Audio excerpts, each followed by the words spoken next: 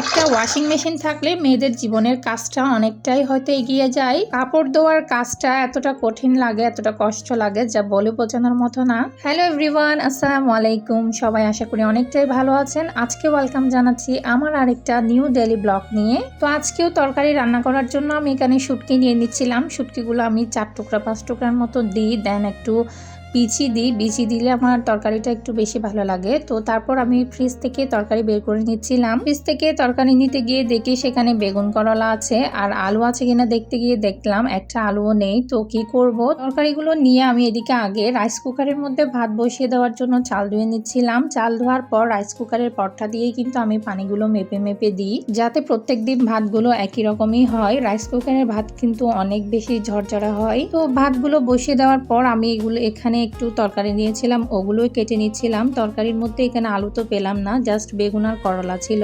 যেহেতু আলু পেলাম না, তো আজকে করলা এবং বেগুনগুলোই রান্না করব শুটকি এবং বিচি দিয়ে। শুটকি এবং বিচি আমি ভিজতে দিয়ে দিয়েছি অলরেডি। তো কথা বলতে বলতে এদিকে আমার তরকারি কাটা শেষ। তরকারিগুলো ভালো মতো ধুয়ে নিচ্ছি। তরকারিগুলো ভালো মতো আমি 3বার করে ধুয়ে নিয়ে দেন তারপর আমি তরকারিগুলো চুলায় বসিয়ে দিব। তো এদিকে সব ধরনের মশলাপাতি নিয়ে আমি এদিকে ইলেকট্রিক চুলায় রান্নাটা বসিয়ে দিয়েছি। আমি একদমই গ্যাসের চুলা ইউজ করি না এখন। গ্যাসের দাম বাড়ার সাথে সাথে আমি একটি ইলেকট্রিক চুলা কিনে নিয়ে এসেছিলাম। তো আজ 4 থেকে 5 মাস হবে ইলেকট্রিক চুলায় রান্না করছি। অনেক ভালো, সবসময় কারেন্ট থাকে যেহেতু শহরে, তো তেমন সমস্যা হয় না। গ্রামে দেখা যায় কারেন্ট থাকে না, সেখানে ইলেকট্রিক চুলা দিয়ে রান্না করে মজাই নেই। কিন্তু শহরে ইলেকট্রিক চুলা দিয়ে রান্না করা অনেক বেশি ইজি হয়, গ্যাসের খরচটাও অনেকটা কমে যায়। এদিকে ইলেকট্রিক চুলায় রান্না করলে বিল দেখা যায় বেশিরভাগ থেকে 500 থেকে 600 টাকা আসে। যেহেতু আমারটা ইনফ্রারেড, সব ধরনের হাঁড়ি পাতিল বসিয়ে আমি রান্না করতে পারি, তো আমার তেমন কোনো সমস্যা হয় না। এদিকে রান্না করার আগে আমি ওয়াশিং মেশিনে কাপড় ধুয়ে দিতে দিয়েছিলাম। তো এদিকে রান্না করতে যাওয়ার আগে আমি ওয়াশিং মেশিনে কাপড়গুলো দিয়ে গেছিলাম।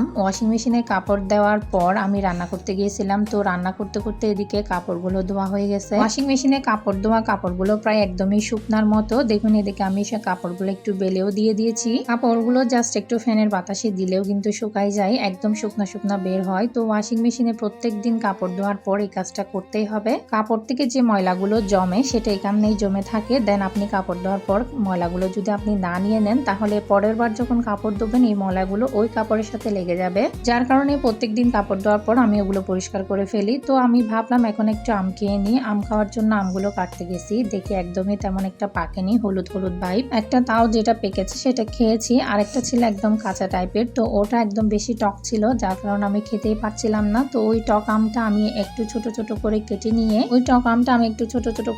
নিয়ে তারপর মরিচ, লবণ, চিনি এগুলো দিয়ে মেখে খাচ্ছিলাম, ওটাও মজা ছিল। তো এদিকে চুলাটা আমি একটু ছোট করে দিচ্ছিলাম। চুলার আঁচটা বেশি হয়ে গেলে তখন ইলেকট্রিক চুলা একটু লো হিটে দিলে কিন্তু রান্নাটা হয়ে যায়। ইলেকট্রিক চুলার যখন হিট আসে তখন কিন্তু অনেক বেশি হিট আসে, গ্যাসের থেকেও বেশি। তো আমটাও আমি এদিকে মজা করে খেয়ে নিয়েছি। আজকের মতো বিদায় নেওয়ার সময় চলে এসেছে। সবাই ভালো থাকবেন, সুস্থ থাকবেন। আসসালামু আলাইকুম। Thanks for watching my video. Bye bye.